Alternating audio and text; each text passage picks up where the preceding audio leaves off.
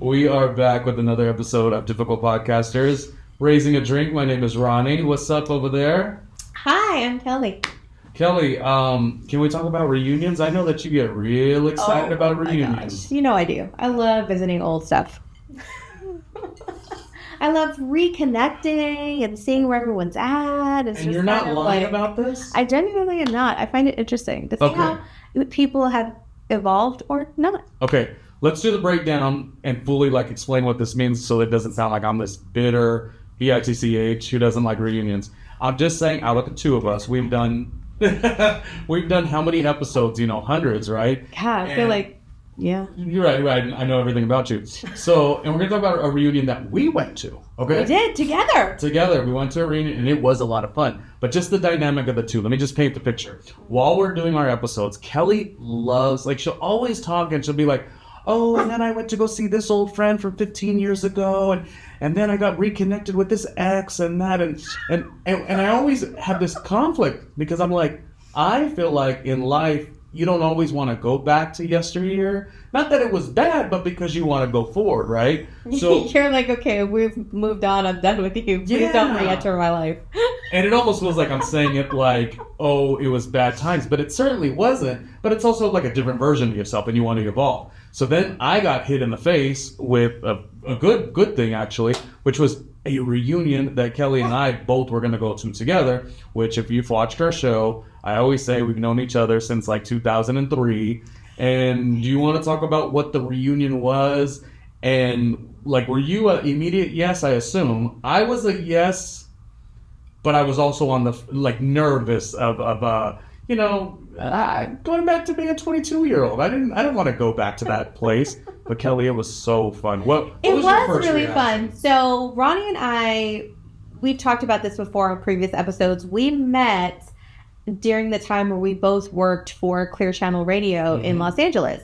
I had transferred from Austin, and Ronnie was working for Hot 92 Jamz, which was a sister station to KIIS FM, which I worked for. In Burbank? In Burbank, California, over by the Warner Brothers Studios. I will never forget that. Had my first earthquake there. Oh, really scared the crap out of me. Congratulations. Thank you. Yeah, because you don't know if it's going to end, right? And I didn't know anything about anything. I could do 5-lane freeways freaked me out, and there was no frontage roads, which I couldn't understand, and I couldn't wrap my head around. How do you get on the freeway without a frontage road? If you're from Texas or anywhere they have frontage roads, you know what I mean. California, don't exist. I grew up on the 405 and the 110, so I'm like, what's a frontage road? Nobody knows what it is. Is that La Cienega? I don't even know. I digress. So before I go off on that, I will go down a rabbit hole of frontage roads. But so here we are about 20 years later, and some of our coworkers got together at a wedding of one of our mutual friends and decided that they had their own little mini reunion, thought it would be cool if we had a large one. Yeah. And what started as a little Instagram chat grew to probably about 100 people chiming in and sending photos and talking about old times. It was people that worked there before me, after me. I thought it was such a cool thing that so many people got into it. Because it's been, like I said, I haven't worked there since 2005. 20 years ago. That's insane. It is insane, and that's the thing. When we first it broke up, when we first finished all of that big nucleus of people together working, I think people did get together a lot. But, that's the 4-year, the 5-year, and it's always impromptu. So this was kind of something that hadn't happened in a long time. No, social media makes it easier to stay a little bit connected. You can kind of see where everybody is from a distance. You don't necessarily talk a lot, but you kind of have an idea of, where people are, when you're on social media, which is cool. But this was so different. It was different. I felt like it was lightning in a bottle, for sure. No, absolutely. And it also speaks to the culture that was created in this place. The things that we did, the way that we worked, the places we went to, the shenanigans. Some of you had deeper and more wild stories than I could remember. See, when I was in that era, I was a dud. And what I mean by a dud means I think I was fun, life of the party too, to a degree. But Ronnie was a role follower to the team. But that wasn't my problem. My problem was I got into that radio station. I'm a 21-year-old, right? And I was like, if I work hard, I'm going to get my dreams. And dude, would Johnny Carson leave? Well, he already left at that point. But, I wanted to be like the next like great talk show host. So it's funny when the chat had happened. And again, Kelly, you're right. It was an organic thing. Not everyone, but there was like 5 to 6 people went to a friend's wedding. I actually had to miss it. And from that wedding, they all got to talking like, hey, we should get some people together. And simply went to this chat that just exploded. So I guess that it was the right time. It was a craving for everyone to get together, I think, is what made it so different. But what made it funny to me, Kelly, it's like I talked to Kelly so much through our podcast. Some of those stories, I would have to text Kelly. I'm like, I don't remember that. And I don't remember because I was the dud who was just chasing his dreams so much. So I'm like, none of us cared about anything other than being ridiculous. But I'm not saying that. I'm just saying, like, if I could come up with like 8 to 9 or 10, like just insane, wild, like 22, 23-year-old stories, when you're that age, 22, 23, the rest of y'all had like, this story, and that story, and this story, and this. There's so many stories. Meanwhile, I was over here like, wait. There are like strip clubs and road trips and. There was Vegas. There's Vegas. You went to Mexico. The first time I ever went to Las Vegas ever was with this for the Radio Music Awards, which are now the iHeart Music Awards. So if you watch the iHeart Music Awards, like it was pretty much that, and we were running it. The Los Angeles radio stations would host that. We would do the production for it. We would do the camera seats for the artists. Like we would have, the radio parties and the after parties and all this stuff. Like it was insane. Well, and Clear Channel is what we said. Clear Channel was the event. Yeah, Clear Channel was KIIS and Hot. Those companies they became what iHeart is now. Correct. Today. It's okay. I was talking to Steve Mendez at the end, and what we were talking about this concept of like why it was so. I mean, there could be many reasons why the reunion was so well. And we're gonna, by the way, throughout this episode, if you're watching, we're gonna like sporadically have photo and video and all that.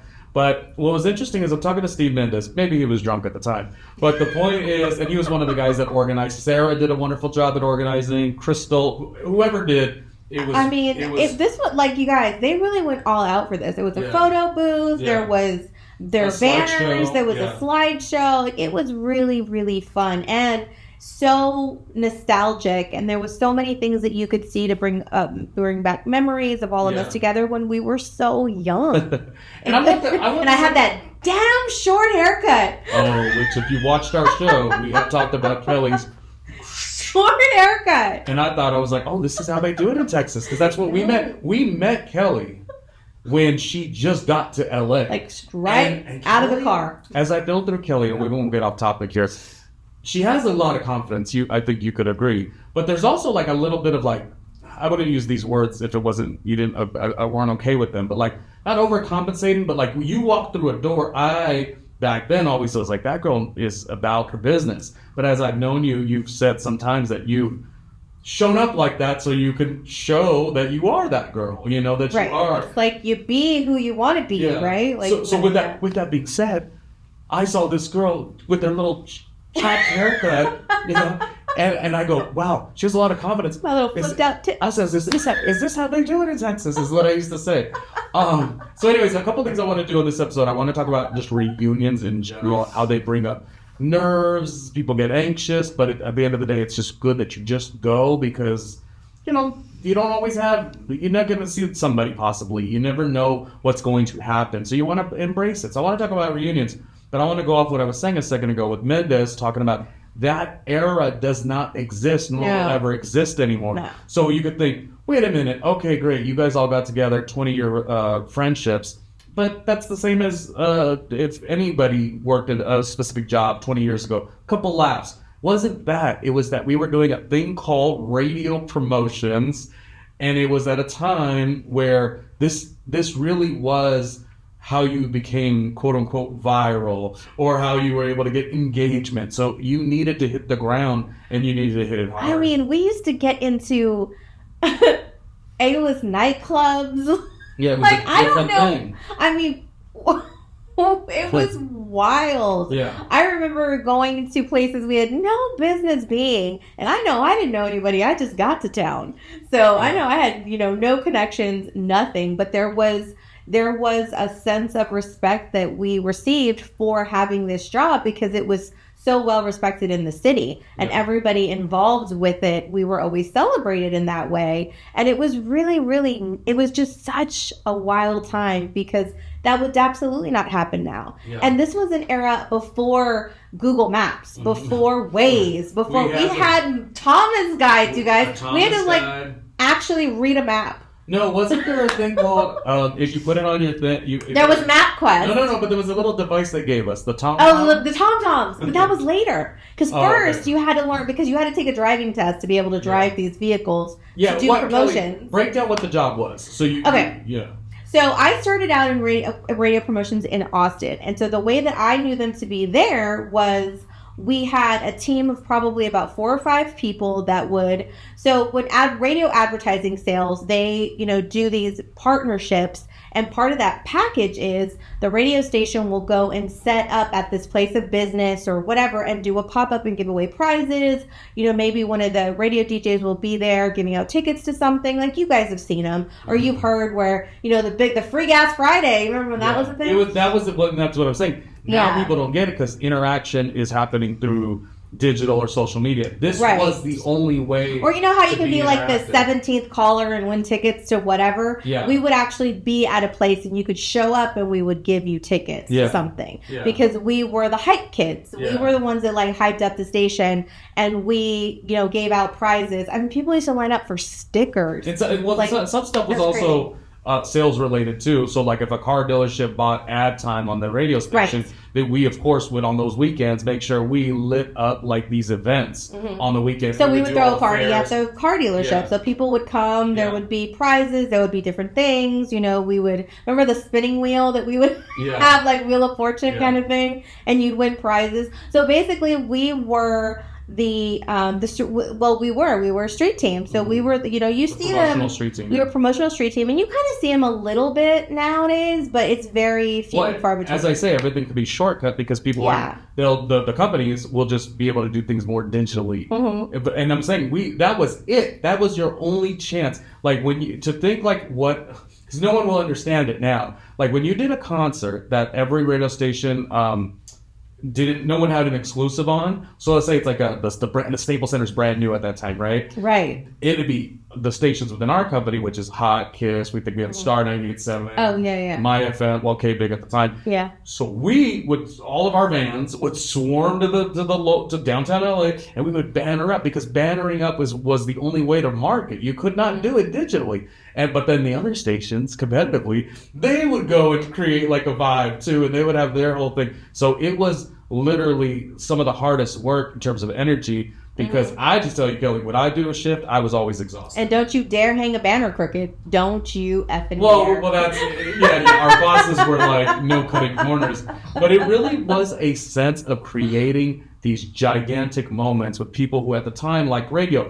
Now, obviously people could say, oh, radio's changed. Because yes, at that time you could not get music on Spotify. That didn't really exist. No. So it was, the most you could get music digitally was on MySpace, Right. Or like the Sirius XM, that was like the biggest things. That's when that had just started. But I'm just trying to explain that magnitude. Okay, so I want to talk about one thing. What did you think about the concept of, and unless I'm the booger, everyone looked really good. And I am not just saying it's that KIIS FM water everybody was drinking. I don't know, but I swear I was looking at some people, and then the pictures that would flash from 20 years ago and be like, that face has not changed. Yeah, like exactly they have a giant like photo and video gallery in the back. As I said, we'll play some photos here in this episode. Yeah. But people looked great, and I remember being like, God, am I the one who they're like, oh God, he really let himself go?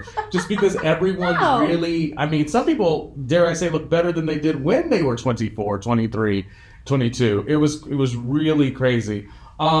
Such as a big group, I just want to say that I thought it was such a cool thing. I think close to 100 people RSVP'd, maybe like 60 throughout, 50, 60 70. I don't know how many people you thought it was at 40. I don't know, because I showed up so late. That's the thing. People were coming in and out. But I live in Austin now, so I decided to drive with my pups and bring them back to the beach for the weekend. And so we drove in, but I literally got there an hour and a half after it started, and then I showed up like an hour and a half later. So I was at the end of the party, but there was still a lot of people when I got there. Yeah. And it was really, really cool. And I'm just so glad that they did it. They brought it together. And I'm so glad that I had made the trip out, because it's a feeling that you don't really get. Were you ever on the fence because you were commuting? I was. Or just out of town in general? Well, I was, because there was a lot of people who were out of towners on the chat who were like, I'd love to, but I'm not going to make it. A couple of people did fly in or drive in, but... Yeah. I mean, it was...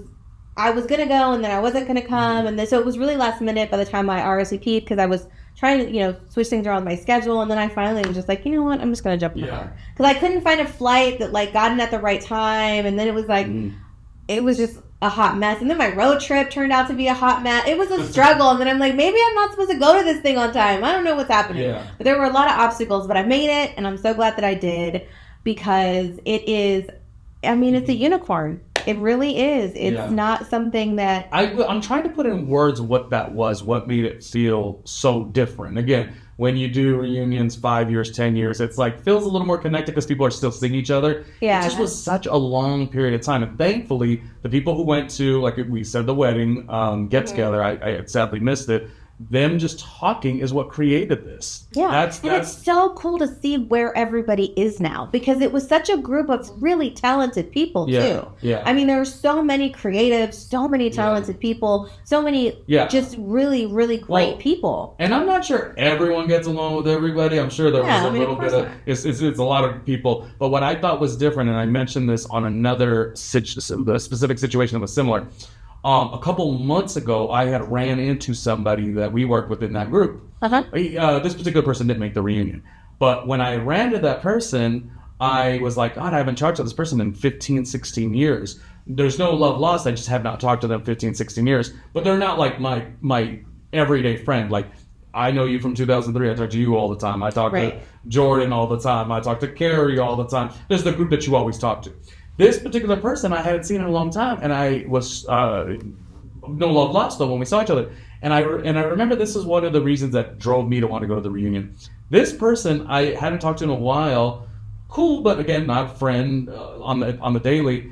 I was so it was a work thing. I was so proud when I saw this person. I was like, man, we just continue to show up and continue to show up for yourself. Continue to. It's just good to see people still in whatever it is that they're doing, and I think that for me is what carried over in the reunion. It was an essence of wherever somebody succeeded or didn't succeed or failure or whatever, everyone's just still showing up, and it's they say half the battle is just showing up, right? And that's what made me excited. Why when that chat came through and everyone got excited, I says, I'm just going to go. Now, there was a part of me, Kelly, because you know my struggle. That little cynical part. No. That's not too big. Maybe later.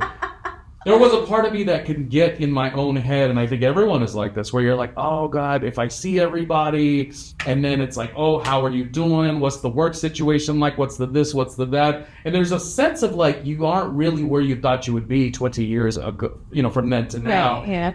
And I really remember carrying that and saying, who cares? But it was in my heart, though. You know what I mean? It was the first thing that came to my heart. I'm like, I don't know. What if somebody asks the question that I don't want to answer, or it's not something I feel uncomfortable about? I busted my butt all those years ago. I wanted to do a little bit better than where I ended up. God, but you got to think about it. These people saw us when we were all young and dumb and did really silly things and...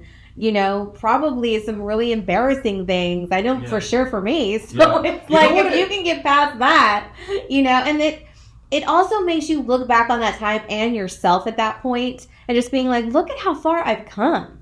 Just in general. I mean, life is so different, but it's so cool that we were able to make these long-lasting relationships. I mean, 20 years of not seeing someone, and then you catch up at it. You see someone in this moment, and it's like no time has passed. Yeah. That's a very rare thing with such a large group of people. Wow. It's just really something to really celebrate and to appreciate. And I can't say enough good things about it because it just doesn't happen very much. I mean, Oh, excuse me. I've worked in a lot of really cool Is she places. I'm drinking? getting choked up about it. From the day of the I'm getting no, but I've worked in a lot of really cool places and worked with some really cool people, but it's just not the same. And I don't know what that little difference is, but there definitely is one. Well, it is funny because I remember working at I worked in 8, 9 radio stations. Yeah. It was a couple years later I worked at another one in the same market. And like that group was all new, and I felt really weird because they were like feeling like this is a one of a kind, this is that group, and I was like, and it may be, but it wasn't for me because I had already had that. When I think of the people I stay in touch with the most, it's so many are from that group. So many people that I still talk to this day are from that KIIS and Hot group from Clear Channel, Los Angeles, in Burbank in 2002, 3, 4. I only worked there, 2002 to like 5, but then. Once you leave, because I went to go do Vegas radio at the time. Yeah. Once you leave and come back, you still like get the essence of the other people for a couple years too. Like everyone still is connected, But it was really special, and I think it comes down to also, it's like with family or your people. We can argue amongst each other, but that's what I felt like. I felt like we might not all get along, that old big old group, but it's like you have a very protective and defensive mentality about like, no, we were here, we did this, we've got the stories, I mean, and all the stories that were really fun were all the travel stories and the concert ones too. Concert stories I don't think came up that much, but the concerts were incredible. I'm talking about an adrenaline-filled 5 a.m. start shift, well into past midnight, after like maybe an after party the night before into that same night, and the next day driving back from Irvine to Burbank. I mean, the level of exhaustion that we put ourselves through at that age. I know. I remember the last big concert I did. I remember I had to set up the production office at 6 o'clock in the morning. I had to be there at 6 o'clock in the morning, and I was one of the first people there. And I did not leave. I got there at 6 a.m. and I did not leave until 2 a.m. Yeah. And I didn't really get a break. I was running around like crazy, and I was, having to do so many things, and it was crazy. It was crazy times, and I was exhausted at the end of it. But it was also such an adrenaline rush. It's like you're so tired, you're not tired. Well, you're tired. You're too tired to be tired. The moment you stop is when you get tired. And then it's just like you collapse. But again, it's a world of opportunity. Everyone was in that building for different reasons. Some people went into these wonderful careers. So you really, I mean, honestly, they didn't pay us enough, but you really were drawn by what could happen opportunity-wise, and you could connect with somebody in another industry that's like, I think even you started with us in radio, but then you went into publicity. I think I would have never been a publicist. It's all connected, yeah. I honestly would have never been a publicist without KIIS FM, because to be honest, I had no idea that a publicist was even a job. It was not one of those careers that was big in Texas. It was not, marketing and PR was not a big class to take at UT. It just wasn't at that time. Mass comm was the thing, and I took that with radio, television, and film, but it just wasn't. It wasn't highlighted. It was journalism at that time. Yeah. So when there was a lot of transferable skills. Yeah. So when I remember doing like a Wango Tango, which the big concert, which is the big concert like Jingle Ball, and they were like, hey, can you, rewrite this press release, update it for this year, and help us with the press room? And I'm like, what does that even mean? Yeah. And then they showed me what that was, and I was like, oh, I can do this as a real job. Right. And then, and the whole like fake it till you make it. Here we are, 20 years later, and I made a whole career out of it, guys. Yeah. I gotta ask you one more question, because I've worked and lived in different markets too, be it Vegas, Phoenix, and New York City. Not just radio jobs, but other jobs in production and stuff. What was it like? Because I want to get your perspective. When I was doing that job while we met, we're about the same age, you and I. So we found out. I always thought Ellen was older than me because she carried herself so like she knew. So I was always like my much older friend. Oh, she's significantly older, is what we say on this podcast. But turns out she's like 6 months older. And clearly I look so much younger than this guy. Okay. I'm just kidding. You drinking right now? Yeah. My question to you is, what was that impact though? Because it is, different we're all working there, but a lot of us still were, you know, amongst our hometown and our families, Right. and we would work this chaotic, crazy job. But when we needed a fix of warmth or like, you know, just like mom's cooking or whatever, we had that. You didn't have that. No, So it was. what did that do to you, ambition-wise, connection-wise? You know what? I think it stressed me out a lot more than it probably needed to, because I came from Texas by myself. You know, I come from a really large Hispanic family, so a family, we were always together, and I went from all that to nobody. Yeah. I knew one person, kinda, and luckily that person like let me crash with them for like 2 weeks before I found an apartment. But I literally had $1,000 in my pocket, got in the car, and like came for this, you know, no money an hour job to just like make my Hollywood dream come true. Yeah, you really And did a dollar and a dream. And when she first got here, she had that accidental, we found out, haircut. So she was just like making With that Texas twang. Yeah, Texas twang and that haircut that I said, is this what the girls are wearing in Texas? They just like to just like cut it all the way through. We have photos. We may not show it to you this time. But I talk about that stupid haircut all the time. Yeah. But it was really wild though, and I think that I put a lot of pressure on myself because of that. Because if I didn't succeed, I didn't know what I was going to do, because nobody was going to pay my bills for me. You know, I didn't have my parents to call and say, "Hey, come bail me out." Well, you know, if I got but on the you didn't even have the home cooked meal if you had a rough go. You know, those schedules. No, I had to make conchitas by myself. That's what I'm saying. Those schedules were vigorous, and one of the things I could recall, even though My $2 an hour. yeah, well, I mean, God, it made you stronger, I guess. Okay. But hey, no. But I will say though, it really was tough. But I learned so much. I learned how to navigate the city. I learned where everything was. I really got to, because at that time too, my first year, we also did this Southern California women's beach volleyball tournament. Mm-hmm. So we went up and down the whole California coast. Mm-hmm. So I really did get to see all of California, and I really learned so much about the state, the city. I see. It was very educational. I owe so much to that job, to be honest. I mean, really honestly, do. we became, like you said, the MapQuest Thomas guy. We became that just because we drove everywhere. We did every street. I mean, I grew up in Southern California, but I didn't learn everything up until the radio, because the radio was getting out to Burbank, then driving out to the Orange County Fair. You know, it was just a lot. Right. 2 questions, and I'm going to use the word difficult in them, because you're being really sweet, I got to say. Except you came from me. What's the most difficult thing about a reunion, like the preparation, etc.? What do you think is the most difficult thing about a reunion? And the other part is, what was the most difficult thing about our radio promotions job in the era of 2002, 2003? Ooh. I think the most difficult thing about the reunion is a little bit of anxiety. Mm. You don't really know how people remember you. You also know how you remember people. Mm. So it kind of, you don't know if it's going to be on, you know, in sync with that. There's a little bit of anxiety that goes through it, I think, especially when there's been so many years that have gone by. Yeah. But I think overall, the good outweighs the bad. At least it did for me. Yeah. Like, you know, it would. I just try to have a positive mindset with it, because I tend to remember a lot of people. Like, my memory is pretty good, but that's not to say after a certain year, like after 10 years, you can't expect that you'd already met the person, but you don't want to be the cornball that's like, oh, I already met you, but you also don't want to not be rude and not say hi. But there were a couple people that I knew, but I don't know if they remember who I was, because it's been so many years ago. Right. So that kind of made me feel a little like, I don't know how that will be, but I just generally was like real chill about it. And in fact, when I was running into 2 people, they gave a story of like,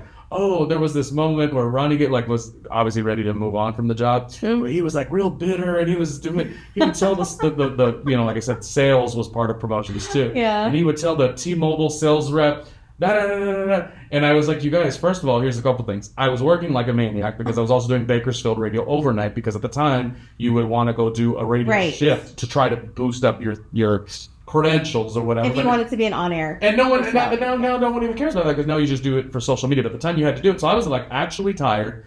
But then my last job, and this was maybe bad, before I started working in radio, was being like a bank teller. And when you're a bank teller, you're getting critiqued so much, and you're able to have to like snap back on them real quick, but being like sophisticated about it. Mm-hmm. So by the time I was in radio, when I was mad and grumpy, I was like, well, let me tell you something. And I would just boom, boom, boom. But it was funny. And this is a testament to being more mature. Mm-hmm. It was two dear friends that I like really enjoy. Mm-hmm. And like within the first 5 minutes, like I think we met one of the girls' husbands or whatever. And it was the two of us, the three of us that all worked together, and then they got the girl's husband. So it's four of us hanging. And they're like telling him, the husband, they're like, oh, and Ronnie, he used to be like sharp with the tongue, and he would say, and I was like, telling used to be. I was telling the guy, they're not telling you a fair story. I was over here doing this and that and this and that, and I was always going to let somebody know, wait a minute, because you have to speak up for yourself. Mm-hmm. But it was funny that like I would take that critique, and normally I'd let that be so frustrating or insecure even. And I did not. I was like, we've grown past that. This is exciting, It is exciting, but I think one of the hardest parts about the job, at least for me, was I feel like there were a lot of expectations and a lot of pressures put on, certain aspects of the street team for like very little compensation. Yeah. So it was like a lot of stuff rested on you, but it didn't matter, which is still true today for a lot of jobs. That's usually what happens, right? It's like the person we pay like $0 an hour, let's make them do the most stuff. Well, so it just kind of like, but also it was such a different thing for me. So I could have made more out of it because I felt like I needed to make sure that I did the best I could, because if I didn't have that job, I didn't know what I was going to do. Because I was in a new state. I think there was a lot of things. So I can only speak from my experience. But I mean, overall, it was a really, really fun, unique job. Well, it was you get what you put into it. Yeah, because you can make the most of it. If you just walk through the doors and just wanted to relax, you certainly could, but you'd only be getting paid a little bit. But if you wanted to maximize it, you can try to do that, and a lot of people did really well. Yeah. Now, we can't. We're talking reunions mostly, but we're talking also about our reunion, and it was so fun. Kelly, I gotta tell you, I don't know how you're going to express this. I'm going to go two different routes here. Oh, Lord. I want to ask you, did you find anyone attractive now that we're 20 plus years older? Oh, everybody's attractive. They all are great. Oh, that seems so generic. But it's the truth. Was anyone like hot to you? Were you interested in anybody? No, I didn't. I guess I just didn't think about it like that. Okay, but what about when we were in our 20s? That's a different story. I was overworking, but the rest of, am I wrong to say, it sounded like a lot of stories that happened with the Kelly, did you partake in any of that? Of course I didn't. I was a prude trying to like boost my career, but it turns out the rest of it were. What you're talking about? I don't know what you're talking about. No, it's true. We have an audience today. Hey. I don't know what you're talking about. But I know that for me, I didn't have these stories. But hey, let me tell you, in the chat, you could just tell. You could just tell who it did, but who just ends it. I mean, we were young. It was like fun. The Jersey Shore. Whatever. It was like the Jersey Shore. We were the original Jersey Shore. Was that damn radio station? All I know is, thank God there was no social media back then, because wild times, you guys, wild times. Okay, last comments on reunions, and do you have any questions for me? Has your opinion changed of reunions? Of reunions. It has, or just reuniting with the past. It has the same, they wouldn't be trepidations, but the same like things that I get a little like about, where that, yes, I don't, okay, I'll give an example, because this is within radio, and this person was not there, but I think this person's amazing. But I did have a little like, with the person once. We were working on a creative thing, and we tried, this was about the third time we were doing something. I'll tell you the person after. Dear person, it's not a bad thing, I just don't want to say the name. And we were going back and forth, and I got to this point where I was like, person, I won't say their name. You're not talking to the 23-year-old. I've like since grown and like, yeah. Well, but I wasn't being mean at all. But I felt that person was doing a lot of like, oh, but this will help you, and this is like as if you were doing me a favor. And versus, by the way, I love this person so much, I'd do the world for this person. But I felt that sense of like they didn't see me as the evolved, grown person I am, and that's a Ronnie thing with reunions. I feel like with the reunions, I'm like, I don't know that I want people to. It's like when I graduated from high school, a lot of people said this. They was like, oh, when they would see me go off into my career later on, they're like, I thought you were so shy. I'm like, I am still very shy. Mm-hmm. However, when I was in the high school experience, you know, there's limitations. You just do what is in front of you. Right. You don't really have like a lot of choices. So I was just more reserved. And so it would always be funny that a lot of people would not be able to see me be a different version of who I was trying to be. And so that was my only thing with reunions. I was like, see, but that's why I always walked into the room the way that you interpreted the way that I did for that exact reason. Yeah. Is because I would just take a deep breath, put that mindset on, and just be that version, and go home and have a panic attack later. But I know, but don't you believe a healthy distance is good for you? I do. I'm just saying. On one hand, you shouldn't be like me, where I'm a little too. I don't know about a reunion. Even though, by the way, I'm so emotional, so I actually I'm the perfect, like, because you know I'm like way more emo than you even. Yeah. I'm the perfect person who would like a reunion, but oddly I get a little trepid about it. But not this one. This one was. I genuinely love it. Yeah. Like I really like to see. Because I think it helps you grow. I mean, this is, again, I can only speak for myself, but I feel like it helps you to grow as a person when you look back on past things. Like, I don't like to dwell in the past. I'm not trying to go back and rewrite history or anything like that. But people come in and out of your life for various reasons, good or bad. It's either, you know, something great happens, or it's something bad that teaches you a lesson, or whatever. But no matter what it is, positive or negative, you learn. At least you should. Yeah. And if you don't, that's what you used to always say. You used to say, well, I like to like go back with an ex because I feel like I could learn something. I'm like, learn something? Why would you even want to talk to that dusty dude? You know what I mean? Well, because I can learn the reason why they're an ex. Surely it wasn't me. Had to be them. Well, no, I'm just kidding. That's the comments I like, actually. No, but it's really kind of like taking a step back and saying, you know, things happen this way because of whatever. I just feel like it's a really cool growing experience that, you know, but you should also appreciate the people that come in your life and the one, you know, I don't know. I just feel like I'm in this whole era of I just want to be positive and namaste and all that shit. Yeah, but just because you want to don't mean it's available. I'll just say it like this. Our reunion was so special, and reunions in general are special because you take what you can get from it. And what I took from it was like, for better or worse, these are the people that we partied hard with, worked hard with. Kelly evidently may have had some romance with. I don't know what she's talking about. He likes to tell stories. I don't know. But and we traveled, and it was just such an exciting time. So to see them all evolve was great. And I mean, not to make it a thing, but like, you know, even I think the last time I saw a big chunk of the group was at a service, you know, and it's so you really do just gotta like sit in it. And it was just so fun. Some people brought their spouse, other people just came by themselves or with friends.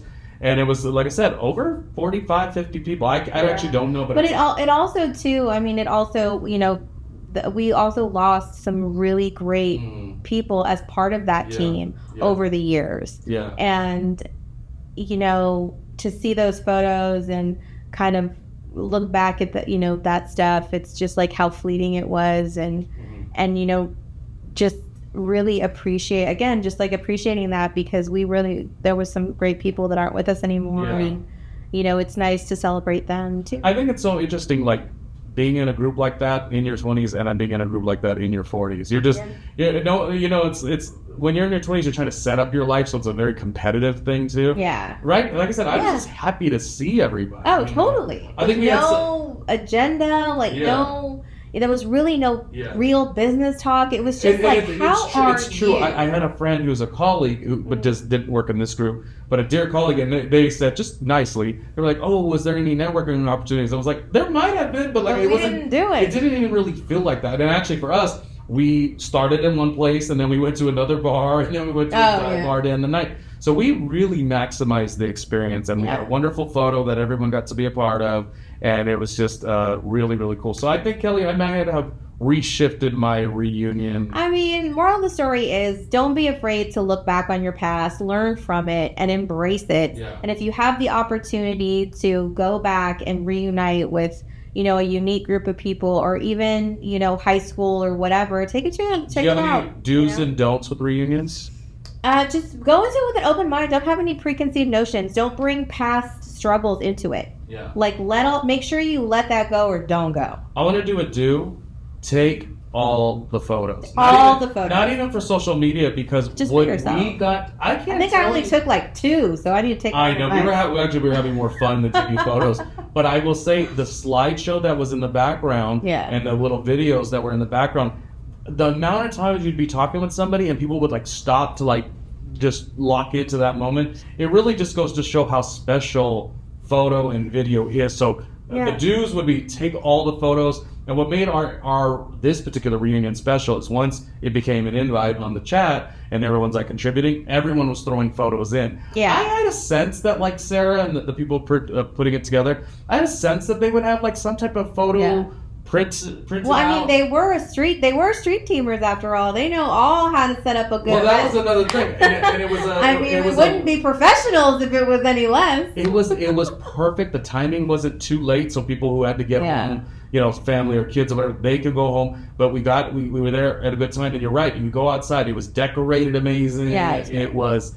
The vibes were right, because this is a promotions and marketing team that, for better or worse, was just like, let's get together. But we've done other ones, because me and Kelly, it's funny, we did one years ago at the Saddle Ranch, I think it was, in Universal City. And it was when me and Kelly were doing a podcast. It wasn't our own, but it's funny because I remember it was so early to the era of podcasts, because this is like 15 years ago to that one. Yeah. And Kelly would be like, me and Ronnie have a podcast. So it's so funny that like actually now we do, because we already were like setting those see, manifest it. All right, well, I definitely think my reunion was a wonderful experience. It will always open my mind to get to do other get-togethers. It is sometimes very hard and emotional to go back to a certain time based on who you were versus who you feel like you are now, and you're trying to grow. But here's my do's and don'ts. My do's and the tip is, to, as much as you go back, create new stuff. That's why I thought it was great that we didn't just go to the reunion for the little duration that it was. We went to the next bar and to the next bar. We made it like, we were going to make this particular weekend that it was, the event, it was like a whole new set of memories. And that, I think, is what the key is. Oh, yeah, mine's not over. I'm heading off to San Diego to go see one of the other ones. So we're still going. All right. Well, it's really good stuff. A wonderful episode. I hope you listen to the whole thing, because this was one of our most sincere, as you know, Difficult Podcasters started as a recap series for the TV show Difficult People, and then we just couldn't stop talking, or I couldn't stop talking. Kelly usually answers with yes, no. I answer like every. I'm trying to elaborate more. Which means I got to shut up more. But I will not shut up to tell you our sponsor is Viridian Row. Creativity never goes out of style, so please check them out. It's viridianrow.com. If you want to make it rain on my Patreon, you can do that too at patreon.com/randomlyronnie Jr. And anyone who checked out the reunion or were part of a reunion recently and have all the reunion vibes, you can, I never say this, Kelly always says, put it in the comments. You can put in the comments what is the most magical and exciting thing about what a reunion is and what it stands for. So look at me, I'm nicer today, Kelly. Wow, that reunion rubbed off on you. Take us home. I'm getting a drink. That's it. Cheers to that. Until the next one. Bye-bye.